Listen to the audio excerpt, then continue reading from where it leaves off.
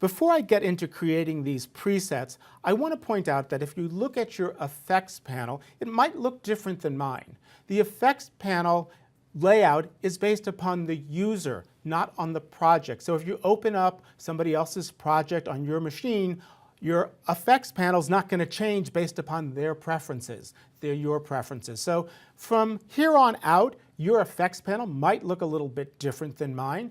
And even if you've opened up the projects and the exercise files, it's not going to modify what you've already done in your effects panel. Now, looking at my timeline, I have a couple clips here that have effects on them. The first one is just a simple picture-in-picture. And what I want to do is I want to save its specific location and scale so I can apply it to other clips in my show. So if I have a variety of images that I'm going to play back and I want them all to be in the same location, I don't have to worry about lining them up. And I want consistency, whether it's a clip at the beginning of the show to a clip at the end of the show, or maybe to it's a series that I'm working on and I want all my picture-in-pictures to always be in the same location week after week.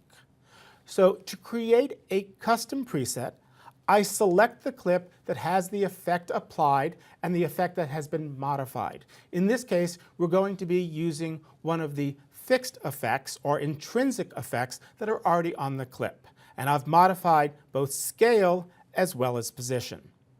Since I want to save this effect, I'm going to select it inside my effect control panel.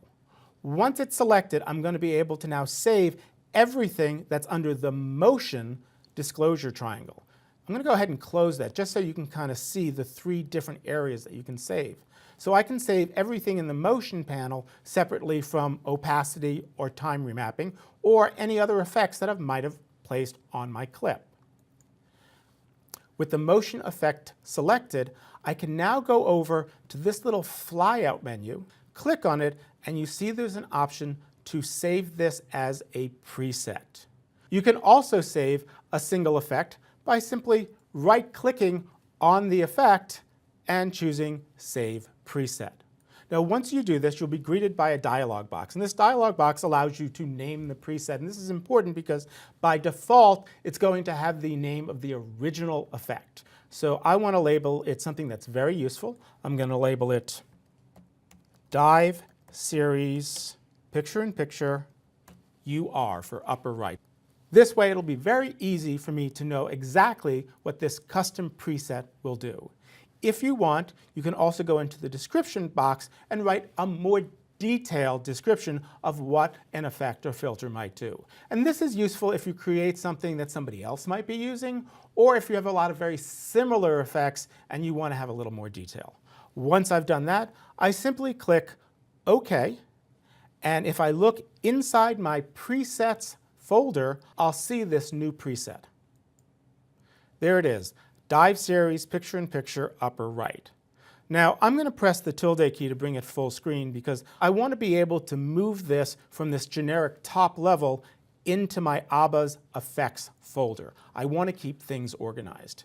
So let me go ahead and shrink that back down by hitting the tilde key again. And now if I go to the ABBA's effects folder, I can see Dive Series Picture-in-Picture, and now I'm ready to apply it to the next clip in my sequence. Or perhaps I might want to put it on several clips, and we learned how to do that earlier. Grab the preset and drag it and drop it directly on the timeline.